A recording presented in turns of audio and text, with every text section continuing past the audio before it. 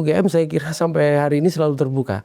Nah cuma kadang-kadang yang kita dengar ya Mas Budius, itu kan tuduhan-tuduhan UGM kok sepertinya berpihak.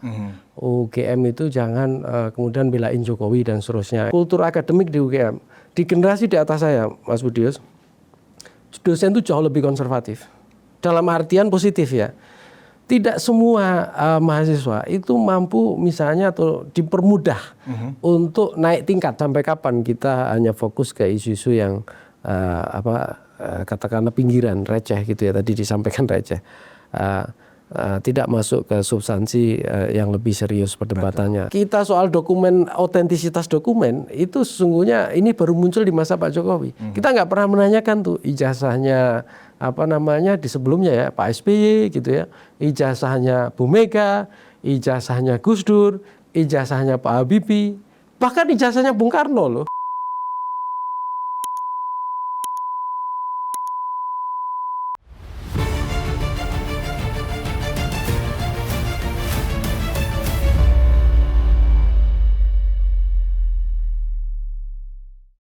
Bismillahirrahmanirrahim. Assalamualaikum warahmatullahi wabarakatuh.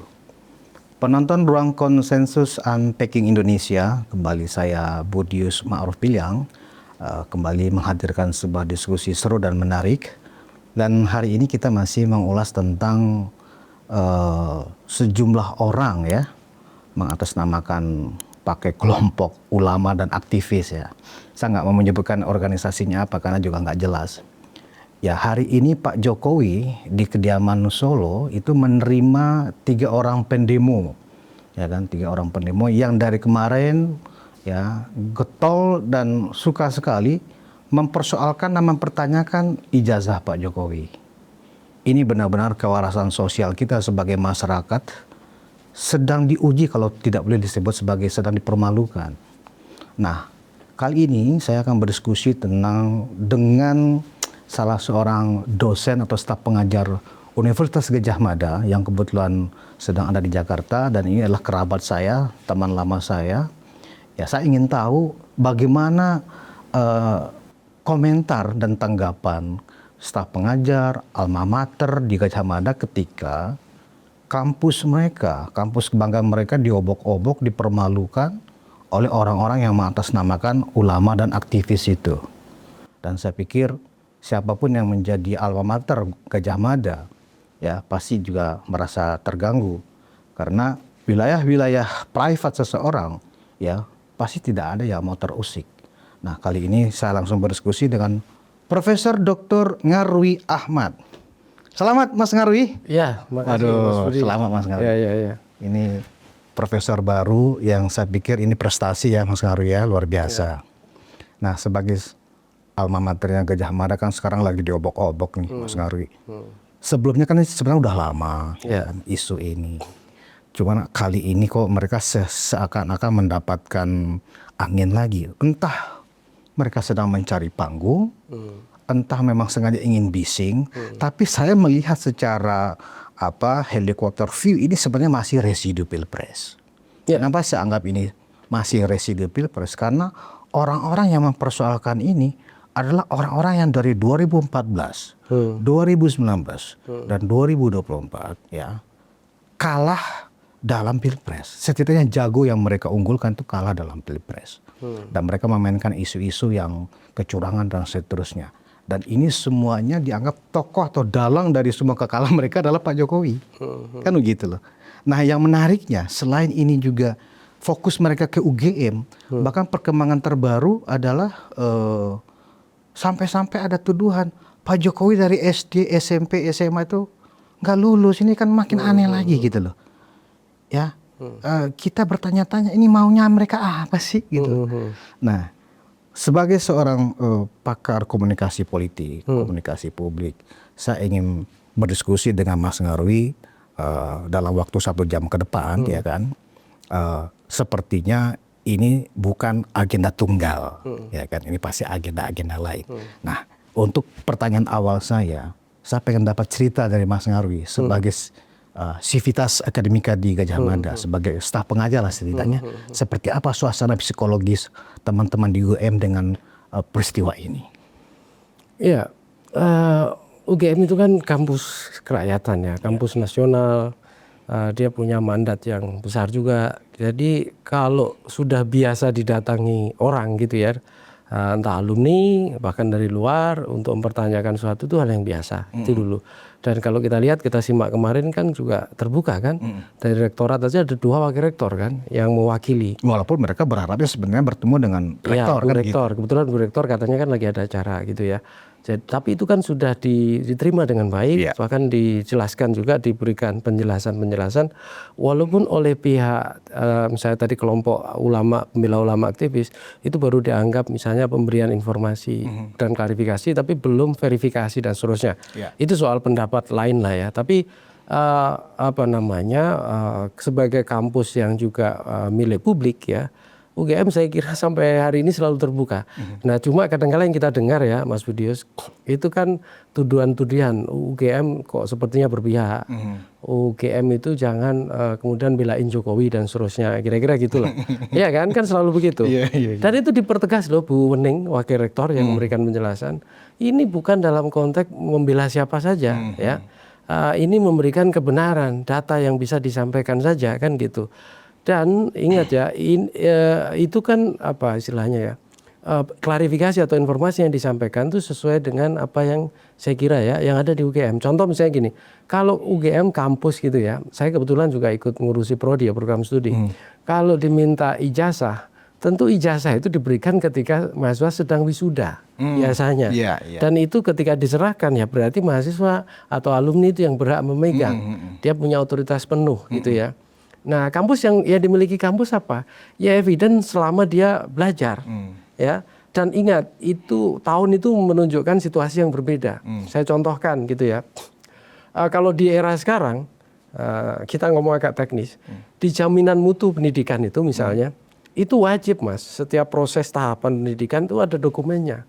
Dari perencanaan mengajar, proses belajar, nilai, penilaian semuanya. Ya, keluar nilai, indeks kumulatif apa semuanya sampai ini layak lulus teori apa enggak, ini bisa maju ujian apa enggak dan seterusnya. Itu semua kalau zaman sekarang itu pasti terdokumentasi dengan baik. Ya artinya apa? Karena semua punya double backup data ya. Ada yang print, ada juga yang digital. Tapi ingat ya, situasinya kan saya kira ya itu berbeda di tahun 80-an ya. Nah, di tahun 80-an yang dugaan saya ya digital itu nggak seperti sekarang kan gitu. Nah, dan tentu yang dipunyai ya misalnya ya hal yang ada di UGM, dan itu yang saya kira ya dijelaskan. Tapi kan kita nggak bisa juga ya membongkar informasi pribadi orang sembarangan. Tidak bisa membongkar pribadi. Iya dong, kan informasi pribadi orang secara sembarangan. Saya tanya Mas Budius, saya seorang dokter. Menjadi orang yang dipercaya ya, pasien, punya catatan ya. Apakah bisa ditanya orang, Pak ini, Bu ini itu sebenarnya kondisinya gimana, catatannya gimana? Itu kan nggak bisa juga informasi pribadi itu terus dibongkar-bongkar begitu saja tanpa proses pengadilan misalnya. Kecuali ada perintah pengadilan yang menjadikan bagian dari itu harus disampaikan kepada publik ya, seperti itu. Dan sebenarnya menarik ya soal ini ya, soal kita ngomong ini dulu, ijazah dulu ya. Tadi ditanyakan situasi atau suasana psikologis gitu ya. Saya ketemu dengan banyak senior gitu ya, dan banyak juga alumni yang senior juga yang lulus menjelang 85-an, 90-an ya, dan seterusnya generasi itu. Banyak diantaranya ya yang tidak bekerja di pemerintahan khususnya, itu bahkan tidak peduli soal ijazah. Enggak, serius ini. Ini serius saya ngomong. Saya punya teman misalnya, saya tanya, Bang, dulu tahun lupa saya itu angkatannya sih inilah pokoknya, dosen yang mungkin masih ada teman saya dosen sih ini gitu. Tapi ijazah itu dari saya lulus sampai sekarang nggak pernah saya pakai. Padahal dia sekarang itu udah, kalau orang udah masa pensiun, masa ini gitu ya, nggak dalam masa produktif pekerjaan gitu. Nah, jangankan alumni gitu ya. Saya punya cerita tapi nggak bisa saya detail ya. Tapi ada senior saya, profesor Mas. Profesor gitu ya. Dulu di tahun-tahun katakanlah 90-an itu kan beasiswa nggak seperti era-era 10 tahun terakhir ya. Dosen pun harus cari-cari beasiswa sendiri kan. Suatu saat dapat beasiswa ke Jerman ceritanya. Karena ada peneliti kan yang datang gitu ya, butuh asisten, kemudian membantu, tertarik, kemudian jadi beasiswa, dapat beasiswa. Tapi kan itu untuk berangkat ke sana kan butuh modal. Artinya butuh biaya lagi gitu ya. Nah di masa itu ada salah satu bank BUMN ya anggota Himbara gitu ya, itu memberikan fasilitas ya dosen untuk kemudian punya pinjaman, nah kan gitu. Nah syaratnya apa? Kalau zaman sekarang kan sertifikat ya, misalnya punya rumah punya sertifikat. Kalau itu ijazah. Ijazah. Iya. Tapi bukan ini yang lebih menarik. Istilahnya kata orang ijazahnya disekolahkan. Iya, ijazahnya disekolahkan. Itu beneran. Ini beneran. Nah, suatu saat profesor udah selesai, sebelum jadi profesor dia ya pulang, kemudian mengajar full dengan berbagai kesibukan gitu ya. Sampai kemudian berkarir profesor, berkarir lama sampai pensiun. Nah, menjelang pensiun itu kan ya biasa ya, kepegawaian nanya, Pak ini pengusulan untuk persiapan pensiun kan harus dokumen. Nah, dokumen itu kan dikumpulkan lagi dari ijazah S1, S2 sampai S3. Begitu dicari ijazah S2 nggak ketemu. Iya. Dan orang itu ditanya, loh kan masa nggak ada arsipnya? Nggak ada Pak di tempat saya. Di tempat rumah Bapak gimana? Saya tanya istri saya, ditanya istri. Nggak ketemu juga. Coba Bapak ingat-ingat ijazah itu di mana gitu ya. Ini ceritanya tahu ya. Ketelingsut di mana Ya, gitu. sebentar saya butuh waktu. Kapan saya waktu itu saya? Oh iya. Cari, tanyain itu di Bank BUMN itu saya kan waktu itu pinjam ya. Nominalnya tentu mengecil ya. Iya. Mengecil ya karena masa periode itu kan udah lama banget. Ya. Nah, tentu sebagian udah dilunasi, sebagian masih ada sisanya karena ijazah masih di situ. Nah, terus benar pegawai mengecek ke sana, ternyata ijazahnya ada di arsipnya Bank Himbara itu. Ya itu contoh gitu loh, sampai lupa ijazahnya di mana. Jadi artinya apa? Tidak hilang, tapi kemudian kan contohnya adalah ya sebenarnya profesor senior kurang terlalu peduli karena apa? Bukan apa-apa ya. Mereka fokus mengajar keilmuan, mereka fokus mendidik ya, mereka fokus untuk riset pengembangan keilmuan di bidang-bidangnya itu gitu. Jadi saya kira memang itu kan aspek administratif ya, yang sekarang memang kemudian hal-hal ini menjadi hal yang sangat penting karena dianggap sebagai ini jujur apa enggak gitu ya, ini berbohong apa enggak seperti itu gitu ya. Dan tidak semua orang di masa itu kan hobi mendokumentasikan juga ya, foto ini gitu ya, mengarsip gitu ya.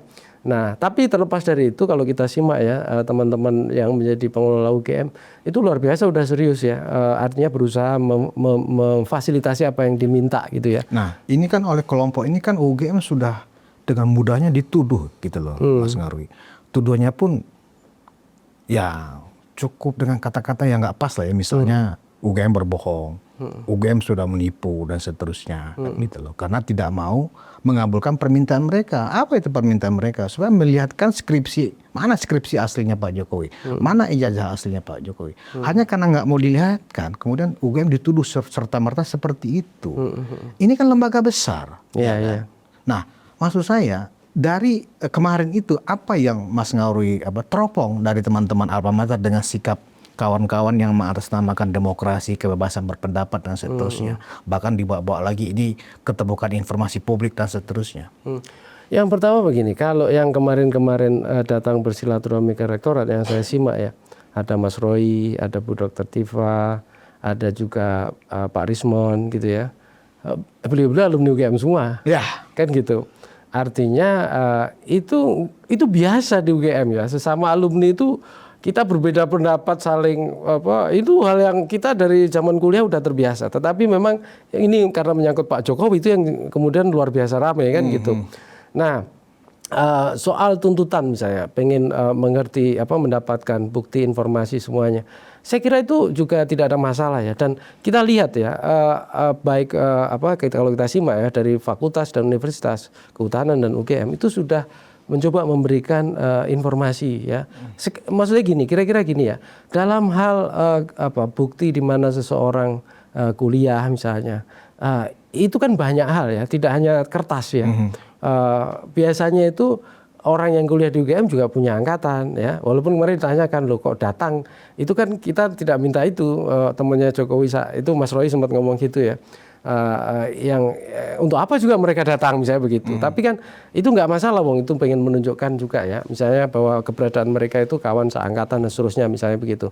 Ada beberapa misinformasi atau bahkan disinformasi yang saya simak itu terjadi juga, Mas Budi. Contohnya begini, ada disebut kemarin Mas Roy juga waktu klarifikasi Abisano itu juga menyampaikan di situ nggak ada tertera deskripsinya misalnya itu nama Pak Kasmujo misalnya. Nah kalau kita simak dari sumber-sumber ini aja, misalnya contoh sumber websitenya Kagama misalnya. Waktu tahun 2000 berapa itu Pak Jokowi ketika presiden 2014 kalau nggak salah, bahkan mungkin 2019 dipublish ulang juga. Pak Kasmujo itu kan di acara itu disebut sebagai dosen pembimbing, tapi bukan pembimbing skripsi, pembimbing akademik. Betul. Nah, PA, pembimbing ya, skripsi lain lagi. Nah, semua proses di UGM itu kita mahasiswa punya dosen pembimbing dua. Yang satu pembimbing akademik, yang satu pembimbing skripsi. Kalau pembimbing akademik memang dia tidak rata-rata ya, tidak 100% langsung jadi pembimbing skripsi. Betul. Makanya kalau dicari skripsinya juga nggak ada kan gitu. Tapi kalau kemudian bimbing skripsi tentu biasanya orang yang yang bimbing dan itu juga bisa ditelusuri. Nah kebetulan nama beliau yang bimbing itu profesor siapa itu saya lupa, Pak Sudiro, bukan Ahmad Sudiro, sudah siapa itu sudah meninggal, Pak Jokowi ya. Saya di sini tidak sedang bicara fakta hukum atau forensik ya. Tapi kita bicara soal peristiwa saja gitu. Nah dan kalau kita lihat ya kultur akademik di UGM di generasi di atas saya, Mas Budius, dosen itu jauh lebih konservatif. Dalam artian positif ya. Tidak semua mahasiswa itu mampu misalnya atau dipermudah untuk naik tingkat. Dulu kan bukan, kalau zaman kurikulum SKS ini kan baru. Artinya tahun 90-an NKK-BKK itu yang diperlakukan. Tapi sebelum itu kan sesungguhnya juga SKS nggak seketat sekarang, jaminan mutu nggak seketat sekarang. Sekarang sangat ketat. Nah zaman dulu dosennya yang sangat lebih konservatif. Misalnya kalau ini nggak layak naik tingkat, ini nggak layak lulus, ada kemungkinan sangat tidak diluluskan. Jadi makanya di UGM itu di generasi data saya banyak dikenal dosen killer. Karena kenapa? Banyak senior pernah saya tanya juga, semangatnya itu bukan pengen nunjukkan saya ini dosen hebat dan killer, tidak. Tapi dengan cara mendidik itu pengen mahasiswa murid saya itu kalau jadi tokoh, jadi orang lulus, jadi orang pintar itu orang hebat. Bangga dengan alumninya sebagai lulusan yang hebat, ya. Bukan bangga dengan dirinya sebagai orang yang persulit orang kan gitu. Nah, tetapi banyak catatan-catatan yang sifatnya konservatif. Bahkan banyak teman senior dulu cerita ya, kalau dosen itu bimbingan. Dulu kan pakai mesin ketik ditempel gitu ya. Catatan tempelan revisinya itu harus dilampirkan, Mas. Jadi halaman berapa ini ada catatannya semua. Jadi kalau di kertas itu tempelan manual ya. Manualnya itu panjang sekali dan itu harus dibawa ketika ujian. Seperti itu. Nah, bayangkan kalau dulu ada digitalisasi, orang aware dengan dokumentasi, wah itu luar biasa. Tapi di masa itu kan nggak ada, ya, nggak ada. Nah, SOP-nya tentu berbeda. Kalau zaman sekarang kan harus ada misalnya catatan bimbingan, ya, kemudian dokumentasi, arsip, pengesahan semua dan seterusnya seperti itu. Walaupun mungkin ada kemiripan di masa-masa sebelumnya, tetapi secara administratif saya kira lebih ketat sekarang gitu loh. Nah, balik lagi soal keterbukaan tadi ya. Memang badan publik, ya, saya juga pengajar komunikasi ya. Keterbukaan informasi publik itu bagus dan semangatnya luar biasa karena kita negara demokrasi harus kita jaga keterbukaan informasi publik. Dan badan publik memang punya kewajiban kalau dia diminta sesuai dengan aturan undang-undang kan gitu. Nah, undang-undang KIP itu kan disahkan 2018. Dan di situ ditegaskan di pasal 64 berlaku 2 tahun kemudian. Nah, ini ingat ya, 2 tahun kemudian 2010. Nah, tapi undang-undang ini kan tidak berlaku surut, Mas. Betul. Jadi ini 2010. Coba bayangkan kalau kemudian semua badan publik 2008 atau 2018? KIP. 2008. Ya, 2008 kemudian berlaku kemudian 2 tahun kemudian 2010. Ya. Bayangkan kalau semua badan publik diminta gitu ya, sampai ke arsip, sampai ke katakanlah 50-an, 60-an. Saya kira itu menyulitkan, makanya undang-undang ini tidak berlaku surut gitu ya. Ya kita masa mengatur sesuatu yang peristiwanya sudah lewat ya, kecuali mungkin ada keputusan pengadilan tertentu yang memang wajib diinvestigasi sampai ke sana. Saya tidak ahli hukum soal itu, tetapi itu masuk akal gitu loh. Nah, makanya kalau kemudian menuntut badan publik untuk menyajikan informasi seselengkap mungkin ya, tentu semampu yang dimiliki oleh badan publik itu sendiri gitu, termasuk UGM kan gitu. Nah, tapi UGM saya kira para pengelola semua senior itu merasa punya kewajiban moral untuk memberikan penjelasan. Kita kalau dikatakan misalnya membela, saya kira tidak. Semua alumni dilayani sama, gitu loh. semua alumni itu apa istilahnya ya mungkin tidak hanya Pak Jokowi ya siapapun misalnya yang ya UGM juga pasti akan berusaha memberikan penjelasan yang diminta. Cuma karena Pak Jokowi ini tokoh nasional, alumni UGM gitu ya. Terus kemudian masuk dalam isu-isu kontroversi misalnya begitu. Ada penggemar, ada juga yang mengkritik termasuk yang tadi misalnya. Nah itu yang kemudian isu ini terus-menerus memanas. Makanya isu ijazah Pak Jokowi ini kesannya kan kayak isu musiman, akan terus seperti kaset yang terus-menerus berputar. Kaset gitu. lama yang diulang-ulang. Iya, seperti itu gitu. Dan kalau kita simak kan nggak hanya ijazah S1-nya kan. Di hari yang sama kalau nggak salah juga ada komunitas advokat atau siapa itu yang menuntut keabsahan ijazah SMA kan, seperti itu. Dan ini saya kira ya mungkin kritik yang salah satunya adalah memang bersumber dari ketidakpuasan. Atau kalau tadi itu misalnya kekalahan dalam mengusung calon misalnya. Tapi itu ya nggak ada masalah sejauh bahwa negara kita kan negara hukum juga, Bung Budi ya. Jadi siapapun punya hak untuk melakukan proses hukum. Tetapi kan Pak Jokowi juga sudah ada kan tim pengacaranya kan yang mengatakan ya siapa yang kemudian mendalilkan, yang membuktikan. Makanya waktu klarifikasi itu kan Pak Jokowi menyatakan ada 3 hal tuh kalau kita simak. Yang pertama kan dia mengatakan tidak ada kewajiban ya bagi dirinya untuk menunjukkan kan gitu.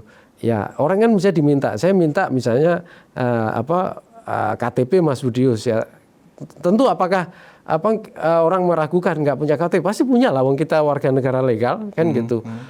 Tapi kan tidak wajib juga, tidak wajib ditunjukkan gitu. Nah itu Pak Jokowi itu. Yang kedua soal kewenangan, memang bisa memaksa kewenangan orang tanpa putusan pengadilan loh ya.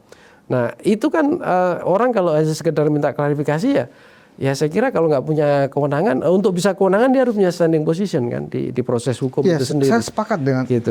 Prof. Ngarwi bahwa sebenarnya pihak UGM sudah melayani dengan baik ya kemarin itu ya, sudah memberikan respon yang sangat produktif dan sangat positif. Nah kemudian mereka tetap merasa tidak puas dan ketidakpuasan itu dimanifestasikan dalam statement-statement ke media yang itu jelas tidak menguntungkan buat Gajah Mada gitu loh Mas Ngarwi. Nah maksud saya sivitas akademik kan terganggu tuh dengan tuduhan-tuduhan yang seperti UGM pembohong, tukang tipu dan seterusnya gitu.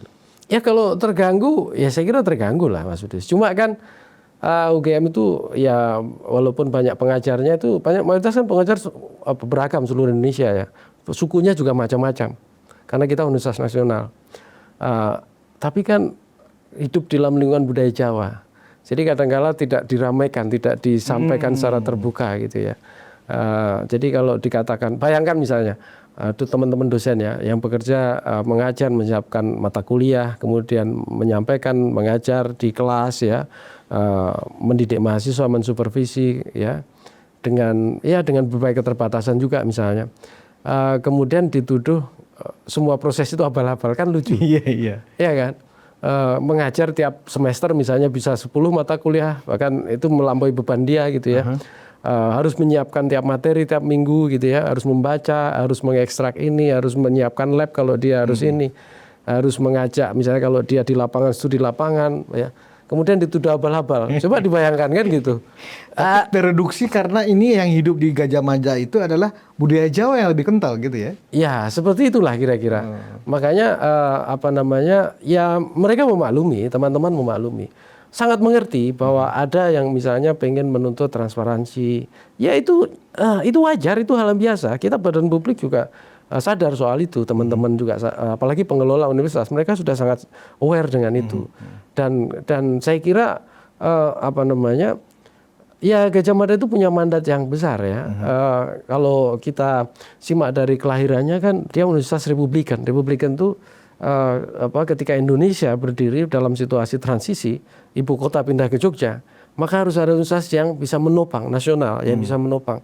Bayangkan di masa itu para dosen itu mungkin gajinya ya belum jelas gitu ya. Bahkan kayak di departemen saya ada 3 dosen perintis itu, dosen senior. Bayangkan dulu satu departemen itu diasuh 1 dosen, kemudian nambah 1 lagi dosen, 3 dosen. Dan dia harus ngurusi banyak mahasiswa. Dan dia mungkin ya gajinya belum jelas di masa itu. itu pun masih bisa melahirkan murid-murid lagi yang bagus. Ini yang saya bilang, kampus itu komunitas epistemik yang kadangkala karena dia pengen gitu ya, punya visi, pengen menopang visi tertentu termasuk visi Indonesia sebagai sebuah negara, republik gitu ya.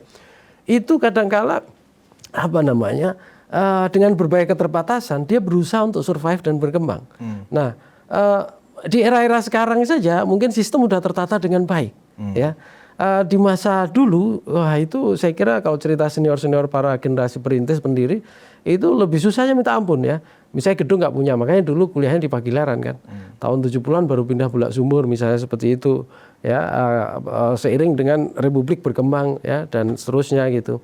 Nah, di sini yang saya kira jiwa ke-UGM-an itu sudah tertanam ya di kalangan para dosen-dosen itu. Sehingga dalam situasi apapun ya, keterbatasan apapun, mereka berusaha untuk survive dan mengembangkan diri dan juga memberikan kontribusi. Nah, ini itu tentu ya secara administratif kebijakan-kebijakan yang terkait dengan jaminan mutu, proses ini itu kan berkembang di masanya masing-masing. Kalau masa sekarang, kalau kita melihat masa lalu diukur dengan masa sekarang kan beda, Mas Budius. Saya contohkan gini dah. Ya mungkin karena Pak Jokowi ini dianggap figur kontroversial ya, ada yang menganggap jasanya besar, tapi ada yang menganggap juga menyisakan masalah gitu ya. Itu wajar dalam demokrasi. Maka Pak Jokowi menjadi sorotan. Dan salah satu target mungkin ya paling enggak reputasi dia lah terdowngrade kan gitu. Tetapi sampai akhirnya menanyakan ijazah. Tapi ingat nggak, pernah nggak kita nanya kalau di undang-undang dasar kita kan nggak ada itu syarat presiden ijazah. Itu kan diatur di undang-undang ketika dia nyapres kan gitu. Undang-undang Pilpres. Ya. Dan kita soal dokumen, otentisitas dokumen itu sesungguhnya ini baru muncul di masa Pak Jokowi. Kita nggak pernah menanyakan tuh ijazahnya di sebelumnya ya Pak SBY gitu ya, ijazahnya Bu Mega, ijazahnya Gus Dur, ijazahnya Pak Habibie, bahkan ijazahnya Bung Karno loh. Kita nggak pernah menanyakan. Apalagi ijazahnya Pak Harto ya kan? Ya ijazahnya Pak Harto juga kita nggak pernah nanyakan itu gitu loh. Ya, bayangkan kalau semua misalnya karena badan publik itu maka harus wajib memberikan. Ya, Undang-Undang KIP lahir 2008. Ya kita disuruh misalnya mencari contoh gitu ya, ada yang nanyakan jasanya Bung Karno, itu kan susah juga gitu. Walaupun saya yakin beliau-beliau di keluarganya mungkin menyimpan, tetapi istilahnya Pak Harto misalnya begitu atau siapa gitu ya. Belum lagi seluruh pejabat seluruh Indonesia. Jadi kita juga kalau mengukur sesuatu itu saya kira dengan zamannya juga ya. Dan ya badan publik itu memang wajib ya istilahnya memelihara keterbukaan dengan menjaga transparansi. Tetapi juga saya kira juga di sini sesuai dengan aturan yang ada di undang-undang. Jadi misalnya ada perintah nggak ada undang-undang gitu ya, ada ini nggak dari putusan pengadilan misalnya begitu. Itu jadi pertimbangan utama ya. Jadi Civitas Akademika menganggap ini hal yang biasa, dan kalau toh memang ada ungkapan-ungkapan yang tidak enak itu, ya itu bagian dari ekspresi mereka yang merasa tidak puas, itu jangan biasa ya. Tidak akan melakukan semacam apakah secara institusi UGM nanti akan melakukan penuntutan kepada mereka yang mengeluarkan tuduhan-tuduhan itu, Mas Prof Ngarwi. Saya harus makanya Prof Ngarwi ini sekarang. Enggak, Prof itu biasanya di kampus. Gini. Tradisi UGM itu biasanya jarang ya, yang kemudian melakukan penuntutan itu saya jarang ketemu juga. Kalau dituntut atau turut tergugat itu sering disebut. Oh, sering disebut. Ya. Tapi yang menuntut jarang. Jarang. Setahu bahkan saya nggak pernah. Jangan. Iya, setahu saya sampai hari ini nggak pernah. Nah, contohnya gini, yang ini aja yang kalau kita simak ya, yang sebelum-belumnya misalnya soal ijazah Pak Jokowi itu kan yang dituntut misalnya termasuk turut tergugat KPU, ini disebutkan. Bahkan nomor 4 itu UGM juga turut tergugat gitu kan, itu sering itu. Saya beberapa lihat dokumen-dokumen misalnya dari berita-berita itu. Nah tapi begini, apa sih signifikansinya ya kayak UGM ikut misalnya menuntut balik gitu ya? Karena gini, kita kalau di institusi komunitas akademik di pendidikan, komunitas epistemik juga di sana, kontribusi itu salah satunya kan bagaimana itu dirasakan oleh masyarakat dan juga dirasakan oleh alumni, ya dan mitra tentu saja. Jadi kami itu juga tidak melihat misalnya secara kuantitatif gitu atau jangka pendek, tidak gitu ya. Karena UGM itu didirikan bukan untuk jangka pendek atau melayani hanya kepentingan politik, enggak. Justru dipertegas ya. kayak saya baca ya sekilas rencana Indo UGM misalnya sampai 2037 kalau nggak salah. Di situ disebutkan dengan jelas ya berkontribusi pada kehidupan bangsa melalui jalur pendidikan. Jadi tidak ada urusannya sama politik sesungguhnya. Walaupun pendidikan juga nggak bisa dari bidang terlepas dari konteks politik. Walaupun banyak bidang keilmuan maupun pengajar yang juga harus melayani institusi politik. Tetapi UGM itu sendiri bukan institusi politik. Dan kita saya kira tidak akan ya sangat dewasa ya dalam merespon dinamika dan perkembangan Jadi politik. kalau tuduhan UGM ikut melindungi Pak Jokowi itu nggak relevan ya? Ya buktinya juga apa juga kan gitu nggak ada kan. Dalam artian diminta misalnya data-data ada orang datang kemarin alumni juga Mas Roy termasuk Bu Dr. Tifa ya itu juga diterima ditunjukkan gitu ya dokumen walaupun kemudian tidak semua dokumen itu kemudian saya kira ya disampaikan tapi kan di situ itu kan ada keterbukaan misalnya skripsi pengen tunjukkan walaupun skripsinya dikritik dipermasalahkan kok nggak ada lembar pengesahan dan sudah nah itu faktor lain yang bisa diperdebatkan sebagai bukti ya tapi paling enggak ya UGM tidak melakukan menutup diri tidak gitu ya UGM selalu saya kira terbuka gitu ya UGM juga memfasilitasi gitu ya tidak ada istilahnya anggap saja ya yang dianggap misalnya bahwa UGM ini katakanlah ya mohon maaf ada yang di medsos kan kayak di bawah ketiak Pak Jokowi. Dari mana ceritanya kan gitu.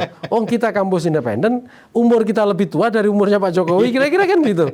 Ya kan banyak dosen senior, para perintis, pendiri yang itu luar biasa semangatnya sampai sekarang diwariskan ke semua generasi yang mengajar di sana. Dan apa pendapat Prof terhadap tuduhan-tuduhan seperti itu di bawah keteknya Pak Jokowi? Iya, saya kira itu tidak masuk akal. Tidak masuk akal ya. Selama proses yang terjadi banyak ya institusi pendidikan tidak hanya UGM saya kira itu sudah menjalankan istilahnya kalau bahasa akademik tridharma. Pengajaran itu dilakukan secara rutin, ya penelitian terus dikembangkan gitu ya. Kemudian pengabdian masyarakat, berkolaborasi dengan mitra. Ya termasuk misalnya kayak kemarin kita diminta untuk lebih aware dengan Merdeka Belajar, sistem reformasi kurikulum kita jalankan, bermitra dengan wirausaha, inkubasi, semua kita simak teman-teman kita kerja keras yang malam luar biasa di sana. Nah kita nggak ada itu berpikir ya lagian apanya yang ditakutkan kan gitu nggak ada kan. Ini kampus ini institusi pendidikan gitu loh. Ya yang usianya itu seumur dengan Republik ya. Ya, yang garis kita itu jalannya garis sama dengan garis Republik. Visi kita sama persis dengan visi didirikannya Republik ini. Siapapun presidennya UGM tetap eksis dan tetap melayani masyarakat. Dan kita masih ingat pendidikan, ya UGM itu beradaptasi ya. Mau di dalam kekuasaan, mau di luar dalam artian para alumninya ya. Ada yang sebagian di dalam, ada yang di luar. Itu hal yang biasa. Dulu di masa Pak Harto siapa sih orang UGM yang ada di kekuasaan? Nggak ada. Kita biasa saja melakukan kritik. Ya, zaman Pak Jokowi juga masih banyak teman-teman yang biasa melakukan kritik baik terbuka maupun di kampus ya. Di kelas ketika melakukan diskusi. Ya, termasuk saya juga biasa melakukan diskusi mengevaluasi secara kritis kebijakan Pak Jokowi di kelas. Itu biasa kita melakukan itu gitu loh. Karena ini menjaga marwah atmosfer akademik. Mahasiswa itu jangan tunjukkan hal yang biasa satu sisi saja. Banyak sisi multi perspektif gitu loh. Soal dia memilih seperti apa, lulus mau jadi apa, ya. Misalnya lulus jadi pendukungnya Pak Jokowi atau pendukungnya Pak Prabowo atau pendukungnya Mas Ganjar atau itu urusan lain gitu loh. Itu urusan lain gitu loh.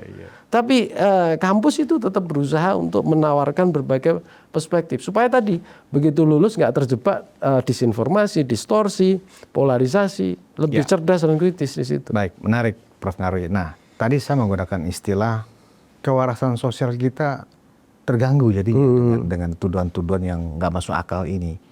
Karena kalau dianggap misalnya Pak Jokowi sama sekali nggak pernah punya ijazah SD, SMP, SMA, apalagi ijazah S1 dari Gajah Mada, ini kan sesuatu yang naif juga ya saya pikir tuduhan-tuduhan seperti ini. Artinya apa? Tuduhan ini kan sama aja mendowngrade dan mendelegitimasi dari KPUD Solo, KPUD DKI Jakarta, ya kan, dan KPU Pusat pada saat Pilpres. Kan ada proses verifikasi semua dokumen-dokumen yang dimasukkan sebagai syarat kandidat ya kan di setiap level pada saat pemilihan, apakah itu pilkada ataupun pilpres. Nah, menurut Mas Ngaruy gitu loh, tuduhan-tuduhan ini sebenarnya hanya sebagai media untuk mereka melakukan tujuan-tujuan politik untuk mendowngrade, ya, menghancurkan reputasi Pak Jokowi, atau memang ada sesuatu yang mereka ketahui bahwa ini benar Pak Jokowi ini ternyata istilahnya drop out barangkali, atau nggak pernah kuliah di Gajah Mada, seolah-olah itu yang di framing ke publik gitu loh, Prof. Ngaruy. Saya jawab dulu. Kalau seorang misalnya DO atau drop out, itu nggak mungkin bisa wisuda. Oke, terbantahkan itu kalau gitu ya. Itu soal bukti hukumnya silahkan proses pengadilan. Ya. Logikanya kan seperti itu ya. Ya, kita menjawab dengan logika. Ya. Bahwa biasanya dari zaman bahula ya, zaman dulu sampai orang wisuda itu ada tahapannya. Wisuda itu tahap akhir namanya yudisium. Untuk yudisium itu biasanya itu ada proses dia lulus sidang. Sebelum mendaftar lulus sidang dia juga bebas teori. Dia sudah KKN. Ada semua tahapannya ini sebenarnya. Nah, cuma soal administrasi dokumentasi silahkan cari kan gitu. Tapi itu sudah rutinitas yang pasti dijalankan, dan di masa-masa itu gitu ya. Saya bayangkan itu para senior jauh lebih konservatif dibandingkan sekarang. Tidak mudah orang naik tingkat, tidak mudah orang lulus. Ya. Makanya jangan heran kalau anak IPK sekarang kan tinggi-tinggi. Oh iya. IPK zaman dulu, wah Mas Budius, ndelosor semua Mas. Kita dapat 2,5 aja zaman itu, Mas, di zaman saya, lulus 93 ya kan. Ya. Itu kayaknya 2,5 tuh udah hebat sekali rasanya. Ya, dosen zaman dulu jauh lebih konservatif dibandingkan rata-rata sekarang. Apalagi IPK 3 kan gitu. Ya, itu harus kita lihat sekarang ya, konteksnya. Mas, IPK 3,5 kecil. Ya kan. Nah, artinya apa? Secara kualitas ya kan, parameter yang dipakai oleh para perguruan tinggi ya kan, itu justru grade-nya naik kan begitu, Mas Ngaruy. Iya. Nah, itu satu tadi ya soal. Nah, kalau ditanya sejauh mana itu target ya, tujuan dari teman-teman. Saya berpikiran positif saja. Tentu upaya menuntut transparansi itu ya baguslah dalam demokrasi. Dan itu sudah dijalankan. Tapi kan kemudian orang berpikir ya, kalau itu kebablasan misalnya sampai bukan hanya sekedar mendowngrade tapi memunculkan fitnah. Nah, ini yang seringkali ada pihak-pihak yang dirugikan. Dan secara hukum kan tidak adil, jadinya tidak fair kan. Makanya waktu ditanya doorstop itu, poin tadi kan ada 3 poin yang disampaikan Pak Jokowi. Yang pertama, dia merasa tidak ada kewajiban. Yang kedua, juga tidak ada kewenangan dari pihak untuk memaksa. Nah, yang ketiga mempertimbangkan, ya kan, untuk melakukan upaya hukum. Walaupun itu belum disebutkan sama Pak Jokowi kan. Mau siapa atau mau ngapain dan seterusnya, ya kan gitu. Nah, itu juga hak juga kan gitu. Nah, di sini harus kita pilih Mas Budius antara ini proses hukum, ini katakanlah diskusi atau suara-suara publik yang kritis tadi. Nah, biasanya kalau bicara opini publik itu targetnya adalah citra dan reputasi. Saya mengajar opini publik juga, dan di sana kalau bicara citra dan reputasi ya salah satunya tentu kalau itu katakanlah kritis ke Pak Jokowi soal meragukan dan sebagainya, dan kemudian orang kadang sekilas tanpa meriksa dan melihat data kemudian percaya begitu saja, maka itu juga bisa mendowngrade kan katakanlah kepercayaan orang terhadap Pak Jokowi atau persepsi orang ke Pak Jokowi kan gitu menjadi negatif, misalnya yang positif bisa bergeser ke negatif. Nah, itu satu. Terus yang kedua, kalau itu kaitannya dengan institusi formal ya, yang tadi gugatan ke semua ijazah, tidak hanya S1 bahkan sampai SMA misalnya begitu. Ya, dan itu banyak menyangkut lembaga negara. Sesungguhnya secara proses hukum kan ketika mereka melakukan pemeriksaan, KPU misalnya contoh, itu kan punya berita acara, Mas. Ya, itu kan bisa ditelusuri juga. Ya, siapa yang meriksa, ya kan, bagaimana itu diperiksa, dan syarat-syarat apa yang diminta. Apakah hanya fotokopi, atau ketika diverifikasi nunjukkan ijazahnya. Semua kan bisa dulu, dan itu belum lama. Kalau katakanlah ditarik sekitar 10 tahun terakhir, saya kira itu sudah orang terbiasa pegang kamera, Mas, untuk mendokumentasikan. Itu semua bisa dicari sesungguhnya gitu loh. Nah, kalau itu saya kira silahkan itu bisa ya, kalau misalnya dilakukan gugatan hukum, diproses Pak Jokowi misalnya tim pembela juga, semua bisa transparan, bisa kita simak bareng-bareng gitu loh. Tapi yang kadang-kala kalau itu tidak dilakukan dengan jalur yang bagus, kemudian hanya muncul sentimen, opini di media sosial atau apapun, kemudian yang tujuannya bukan hanya meragukan ijazah Jokowi, tapi tujuannya bahkan sampai kemudian meragukan kredibilitas institusi-institusi penyangga demokrasi. KPU itu penyangga demokrasi juga, Mas. Ya, partai politik misalnya, itu juga misalnya kelembagaan formal. Ini saya kira dalam kadar tertentu bisa membahayakan demokrasi kita, Mas. Kenapa? Ini demokrasi elektoral yang kita pilih, sistem yang sudah kita sepakati. Betul. Tapi kenapa kita tidak percaya kepada sistem juga yang sudah berjalan karena ini? kalah kan gitu. Iya. Jadi salah satu hal yang menurut saya ya menjadikan bahaya bagi demokrasi itu menemukan arus baliknya itu adalah ketika orang-orang yang berproses dalam demokrasi dan tidak percaya pada lembaga-lembaga penyangga demokrasi itu sendiri. Dan ini kita itu negara yang sudah pada on the track dalam konteks demokrasi. Soal kemampuan kita dalam menggerakkan ekonomi dan seterusnya, semuanya sedang survive, sedang berproses gitu ya, berupaya keras semua elit-elit kita. Ya soal di sana ada kelemahan, saya kira ya tidak hanya negara kita juga pasti juga menghadapi problem yang saat ini tekanan ekonomi global cukup keras. Ya, tapi intinya ya dalam konteks ini kalau misalnya tuntutannya sifatnya hukum ya silahkan saya kira harus diproses nggak apa-apa gitu loh. Lagian kalau kita simak ya, saya itu tidak kenal, saya secara personal ini juga tidak kenal Pak Jokowi, tidak pernah ini gitu ya. Walaupun satu alma mater ya. Iya, itu contoh gitu loh. Atau orang-orang yang dikenal dekat dengan Pak Jokowi atau pernah mendapatkan enggak juga. Jadi saya objektif mengatakan tanpa kepentingan apapun gitu ya. Dalam artian ya tentu ada kalau orang menganggap ada bias, oh iya karena saya pengajar juga di UGM kan, itu otomatis subjektivitas saya sebagai pengajar salah satu profesor juga di UGM. Nah di sini kita kan juga berpikirnya harus objektif ya. Kita berpikir dalam konteks apa? Kalau itu proses hukum ya ada berita apa proses di acara berita acaranya sama ini. Saya kira kita bisa simak bareng-bareng apa yang dituntut, apa yang dipermasalahkan, mana bukti yang bisa ini kita sama-sama. Misalnya nanti seandainya ada pengujian gitu ya, Mas Roy kan kemarin di beberapa podcast saya simak kan juga ngomong gitu. Ya itu saya kira juga bisa juga kan dikatakanlah nanti bisa diuji bareng-bareng kan gitu. Nah cuma balik lagi, ketika seorang kampus kemudian menjalankan proses pendidikan, kemudian sampai yudisium, mahasiswa lulus, ijazah diserahkan, yang pegang ijazah adalah yang menerima ijazah itu. Ya. Dan Pak Jokowi, apakah Pak Jokowi mau buka apa enggak? Ya hak beliau juga kan gitu. Menunjukkan apa enggak ya haknya Pak Jokowi juga kan gitu. Siapa yang bisa memaksakan tanpa adanya perintah misalnya dari pengadilan atau apapun yang sifatnya basisnya berdasarkan norma aturan hukum di situ. Ya, memang kalau kita bicara tentang kewarasan sosial kita berangkat dari konstruksi logika berpikir, Prof. Ngarwi. Misalnya begini, kalau saya ditanya, menurut Anda Pak Jokowi punya ijazah S1 asli apa tidak? Saya mengatakan berdasarkan logika-logika dan realita yang bisa kita simak. Misalnya satu dalam kasus ini misalnya sudah ada penjelasan resmi dari rektor malah, ya kan? Bahkan dari pihak dekanan Fakultas Kehutanan UGM sendiri, ya kan? Itu satu. Sudah jelas bahwa Pak Jokowi adalah benar lulusan kami, ya kan begitu. Kedua, ya kita melihat bahwa apakah kita meragukan kemampuan KPUD waktu memverifikasi dokumen-dokumen yang dimiliki oleh salah satunya Pak Jokowi, baik pada saat pilkada Solo, pilkada DKI dan pilpres gitu loh. Saya tidak meragukan itu gitu loh. Bahwa kemudian ya kan, misalnya ketelingsut di mana dokumen-dokumennya secara administratif itu kan hal-hal yang sifatnya teknis tanpa mengurangi substansi bahwa Pak Jokowi benar adalah lulusan yang resmi dari Gajah Mada misalnya. Nah, memang lain kampus mungkin lain juga gaya dan metode dan sistemnya barangkali, ya kan.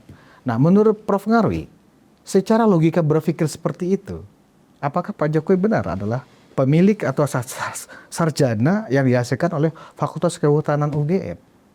Tanpa kita bicara tentang administratif substansi tentang teknis administratifnya gitu loh, Mas Ngarwi. Ya, kalau dari berbagai evidence yang sudah beredar yang disampaikan ke publik, ya jelas-jelas dong. Ada bukti misalnya perkuliah dengan ada temennya juga. Bahkan ada foto wisudanya. Iya, teman seangkatan sudah mengakui. Ya sekarang gini aja, mana aja orang nggak bisa wisuda tiba-tiba nyelonong bisa wisuda. Mana bisa? Kalau di sekarang kan di Gerahasaba kan itu semua ada dokumennya. Istilahnya siapa dulu dari screeningnya kan dari departemen, kemudian masuk ke fakultas ke universitas. Itu semua ada Mas biasanya. Istilahnya nggak mungkin gitu loh. Apalagi di zaman dulu mahasiswa tentu lebih sedikit ya. Jadi orang ibaratnya kalau orang nggak kuliah gitu ya ketahuan kan gitu.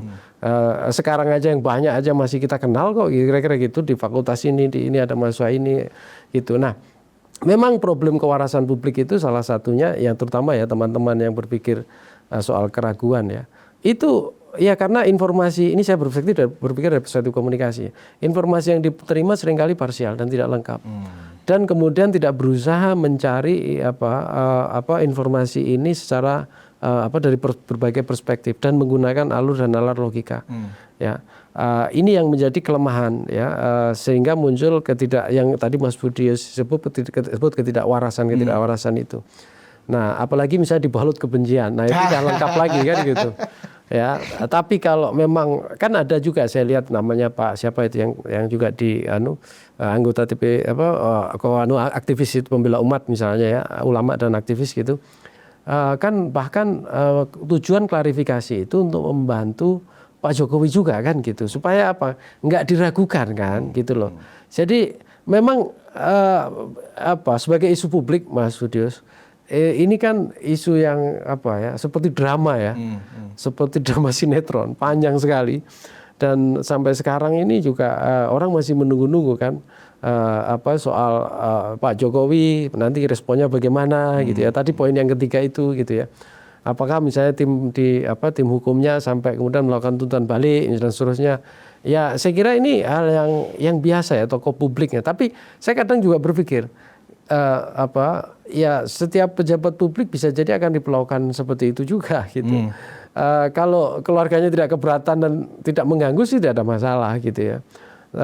Tapi kadang-kala juga tentu ada kerugian-kerugian yang diderita secara langsung maupun tidak. Masalahnya kan ijazah ini kan termasuk dokumen yang cukup privat, Prof. Ngaruy ya kan.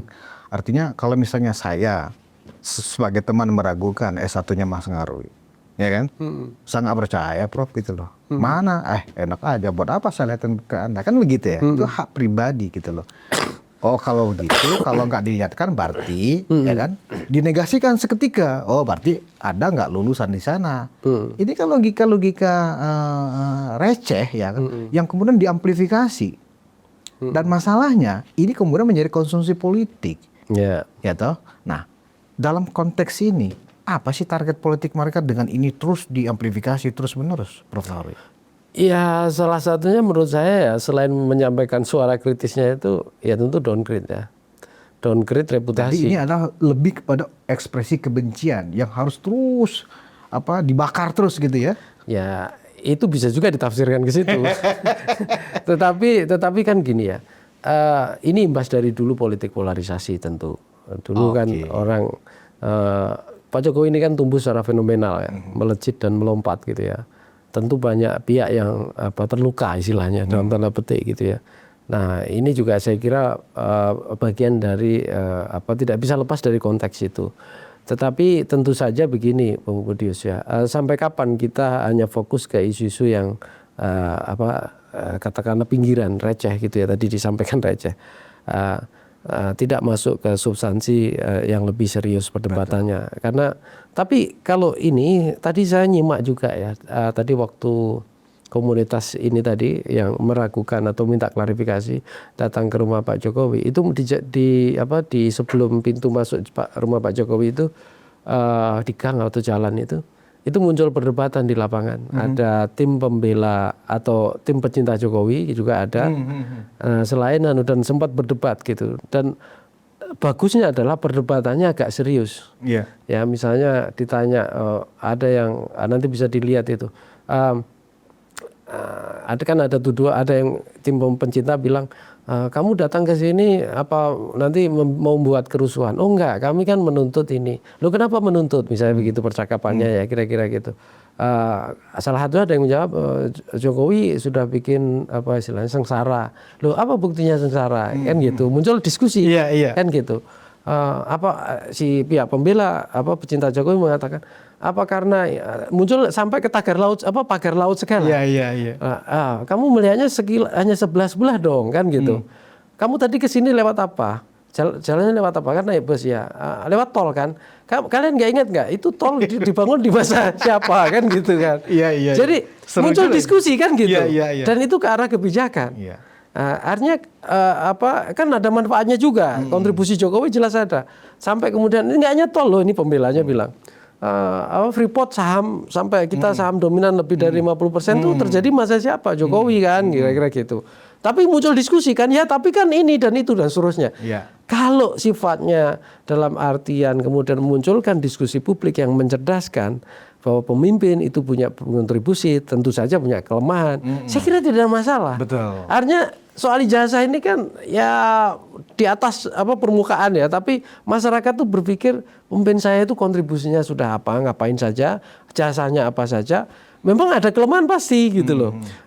Nah itu menjadi bahan diskusi. Jadi bukan kemudian melahirkan para pembela dan pembenci buta, tapi rasional gitu loh. Sehingga kita juga bisa berefleksi Indonesia itu ke depan harus bagaimana. Jadi perdebatannya itu nggak hanya bergerak ke hal-hal yang receh ya, tetapi kita mencoba gitu ya. Ya kalau misalnya suatu saat memimpikan pemimpin yang seperti A, seperti B, ya apa yang harus dilakukan kan gitu. Jadi dinamika ke depan saya kira juga ya mungkin ada berkahnya juga ya, selain bahwa soal ijazah Pak Jokowi ini katakanlah bisa juga ya ada pihak-pihak yang pengen merusak atau bahkan menghancurkan reputasi Pak Jokowi, tapi sisi lain juga muncul perdebatan yang seperti ini kan, yang juga saya kira terkait evaluasi atas keberadaan Pak Jokowi sebagai pemimpin, sebagai presiden seperti itu. Yang itu saya kira kalau larinya ke sana mungkin lebih bukan merusak kewarasan, tapi lebih mencerahkan, kira-kira gitu. Kalau diskusinya seperti tadi, kan gitu. Begitu ya. Kan? Oke. Nah, Prof Ngawri, ini kan juga harus dituntaskan segera juga. Nggak mungkin kita ini menjadi kebisingan terus-menerus, ya, baik di media-media sosial, ya kan, maupun percakapan-percakapan publik. Ini kan harus dituntaskan. Nah, menurut Prof Ngawri, apakah memang hanya lewat pengadilan isu ini bisa selesai? Artinya ada keputusan dari pengadilan kalau memang entah dari yang pengadu ini akan melakukan semacam gugatan ke pengadilan, atau dari pihak Presiden Jokowi sendiri yang akan melakukan gugatan seperti yang tadi disampaikan oleh beliau setelah 3 orang itu diterima di rumah kediaman. Ya, kontroversi ini kan menyangkut bukti ya. Dan kalau kita ngomong keabsahan bukti dan sejenisnya, nggak ada jalur lain selain pengadilan sungguhnya. Pengadilan dalam arti formal, ya, proses formal di pengadilan, lembaga yang resmi, entah lewat jalur apapun, ya, entah misalnya pengadilan negeri atau pengadilan mana, atau bahkan tadi saya lihat kan siapa itu yang dari pembela aktivis, Rizal Fadila, ya itu pengen lewat komisi informasi misalnya, KIP. Apapun itu kan kita menguji bukti kan, menguji ini, dan kita sama-sama menyimak keterbukaan itu sendiri dalam proses apa yang diperdebatkan, ya, permasalahkan. Saya kira satu-satunya jalan ya pengadilan. Entah Pak Jokowi tadi pilihannya menuntut misalnya, atau sebaliknya pihak itu juga meminta, walaupun peristiwa yang seperti itu sudah terjadi 3 kali kalau nggak salah ya. Dan itu nggak berhasil. Nah, terlepas bahwa nanti apakah pengadilan memerintahkan atau meminta Pak Jokowi nunjukin ijazahnya apa tidak, itu soal lain, ya. Tapi saya yakin ya Pak Jokowi juga saya kira sebagai warga negara juga saya kira akan mengikuti proses pengadilan itu sendiri. Kan perintah pengadilan juga putusan-putusannya gitu loh. Karena bayangkan ya, sebagai apa sih sebenarnya untungnya Pak Jokowi gitu ya. Beliau juga sudah pernah jadi presiden gitu ya. Kemudian juga kontribusinya juga diingat banyak orang, kira-kira gitu. Terlepas bahwa kelemahan juga dikritisi banyak orang. Tapi Pak Jokowi saya kira juga pengen menunjukkan sebagai contoh warga negara juga gitu loh. Yang juga saya kira mengikuti apa yang menjadi di proses hukum itu sendiri ya. Nah, karena kalau itu tidak proses pengadilan, repotnya itu yang terjadi pengadilan jalanan atau pengadilan di media sosial. Dulu kan ada istilah yang masih ingat Mas Budios kan, pengadilan oleh pers atau trial by the press. Ya. Kalau sekarang pengadilan oleh medsos. Istilahnya apa tuh Mas Ngawri? Ya trial by sosial media kan, bukan trial by pers lagi kan gitu. Jadi apa yang peristiwa yang kontroversial ini misalnya, kalau dulu kan pers nggak boleh mengadili kan, makanya dia harus cover both side dan sebagainya. Kalau di media sosial ini kan agak susah, karena apa? Semuanya bisa ngomong apa saja kan, kadang-kala tidak disampaikan bukti, apalagi nalar logika yang jernih. Ya seperti itu yang jadi ini makanya atau bahkan pengadilan jalanan. Sebenarnya yang terjadi kan dengan orang meminta datang ke UGM, nanya klarifikasi alumni misalnya, terus juga datang ke Solo.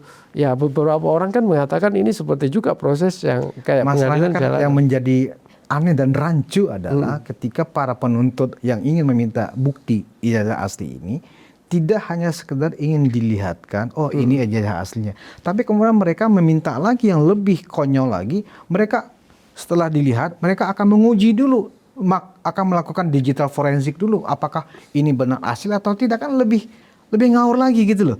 Sudah dilihat kan, kemudian oke, kami bawa dulu ya, kami akan uji dulu benar nih enggak asli apa tidak. Loh, mereka punya kewenangan apa, punya otoritas apa gitu loh terhadap keinginan-keinginan yang sifatnya hanya dilandaskan kepada sedang atau mungkin seolah-olah sedang mencari-cari celah, ya kan, yang kemudian membuat sebuah kebisingan yang lebih dahsyat lagi. Oh, ternyata setelah kami lakukan digital forensik terbukti ini 1000 triliun % palsu misalnya, kan bisa aja seperti itu.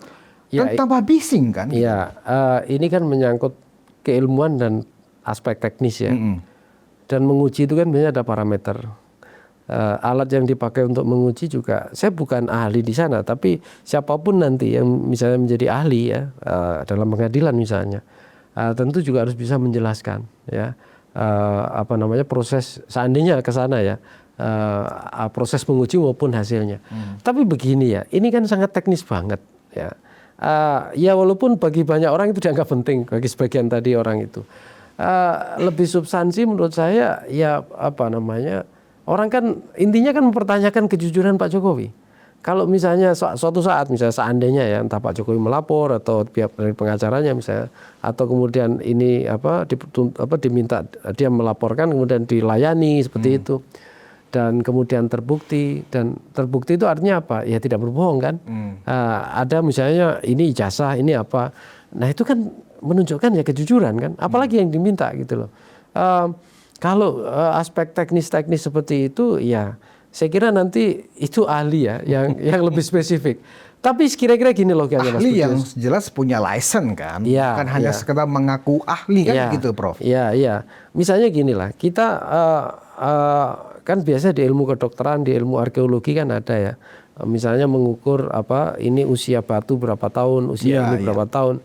Ya sesuatu yang parameter yang sudah diterima atau sudah dianggap sah itu nggak ada masalah digunakan. Tapi kalau misalnya alat-alat atau apapun yang kemudian belum disepakati keabsahannya, ya tentu itu bisa menjadi perdebatan sendiri kan di pengadilan gitu loh.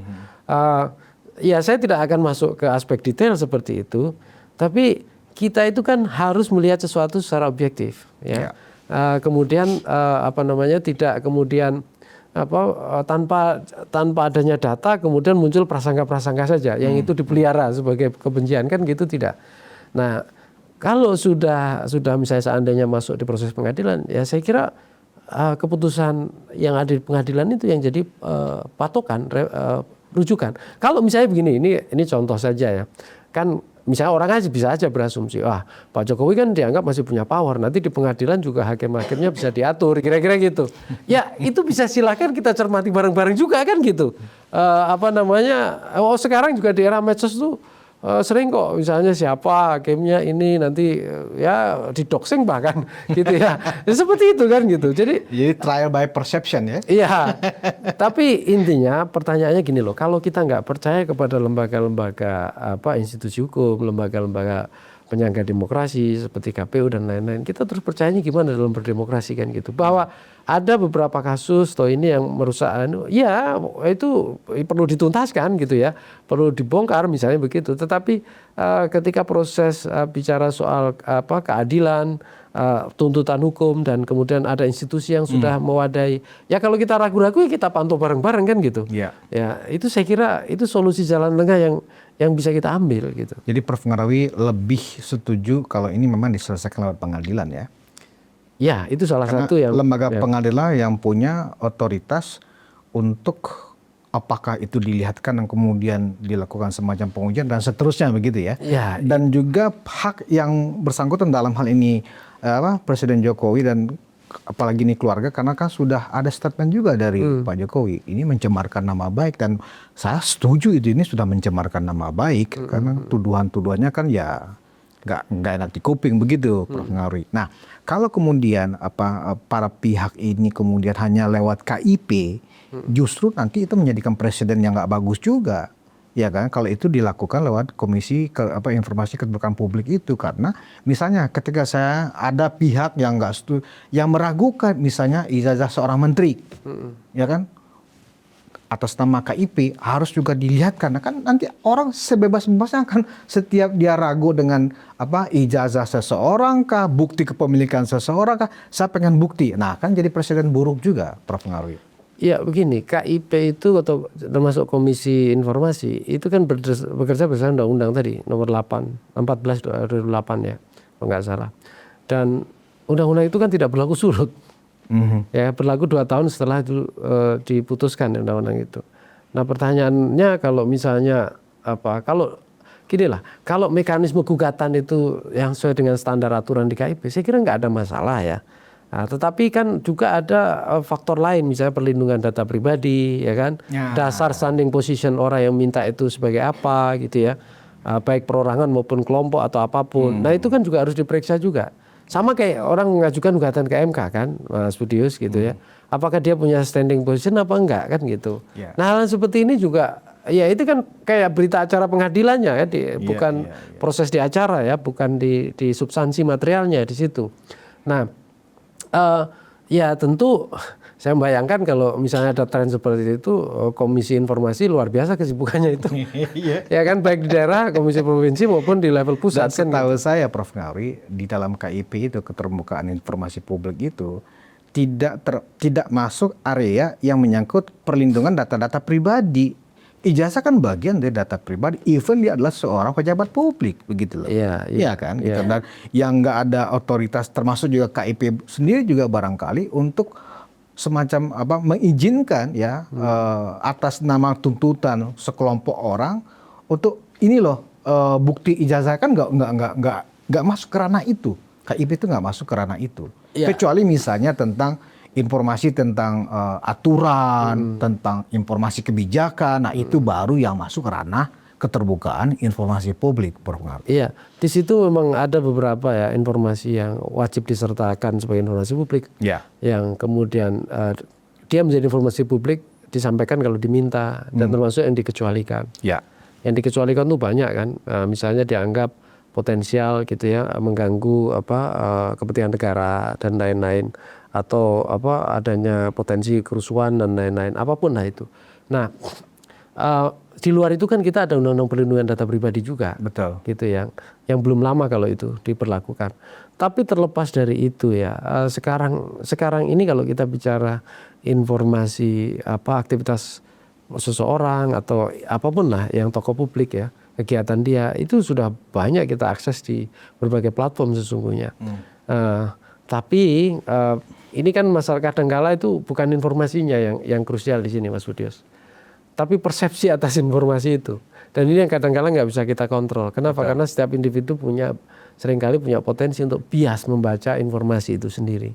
Bahkan tidak bisa menerima informasi dari sejumlah sisi karena sudah tercipta, kalau di media sosial itu filter bubble. Jadi sudut pandangnya itu sudah terbutakan oleh algoritma dia sendiri gitu ya, sehingga tidak bisa menerima informasi. Nah, saya jadi ingat ini bias-bias dari polarisasi politik. Jadi kalau orang sudah tidak suka gitu atau ini ya biasanya apapun yang muncul ya orang udah nggak percaya duluan daripada kemudian mendengarkan, memeriksa atau mengecek atau membandingkan gitu ya. Nah, ini yang saya kira ya elit-elit kita ya siapapun ya, saya kira memang perlu sama-sama lah punya komitmen ya untuk memberikan informasi itu secara terbuka, secara proporsional. Saya kira itu hal yang baik lah ya. Dan kalau kemarin kita belajar dari apa yang disampaikan UGM, ya UGM sudah melakukan itu kan gitu. Terlepas bahwa kualitas apa yang diberikan dianggap masih belum sesuai ekspektasi, ya itu lain lagi. Tentu ada pertimbangan kan, apakah itu akan disampaikan kalau itu masuk ranah pengadilan apa tidak. Nah itu kan proses berikutnya kan gitu. Itu saya pikir yang bagian terakhir itu adalah closing statement dari Prof. Ngaruhi kayaknya. Ya. Terima kasih Profesor Dr. Ngaruhi Ahmad. Ya, sama-sama Mas Udis. Penonton Ruang Konsensus Unpacking Indonesia mengutip dari penjelasan Prof. Ngaruhi tadi, ini adalah bias dari polarisasi politik yang selama ini ada. Jadi kalau kemudian penyelesaian dari tuduhan atau dugaan ya atau ujaran kebencian yang menyudutkan Pak Jokowi yang sudah masuk ke ranah merusak atau mencemarkan nama baik, memang solusinya memang harus dilakukan semacam gugatan ke pengadilan gitu loh. Apakah Pak Jokowi akan melakukannya? Ya kita tunggu. Dan memang itu satu-satunya cara sehingga tidak ada lagi isu-isu seputar ijazah palsu dan seterusnya. Ini kemudian membuat kita menjadi bertengkar. Terima kasih atas perhatian Anda dan kita ketemu di episode selanjutnya. Wassalamualaikum warahmatullahi wabarakatuh.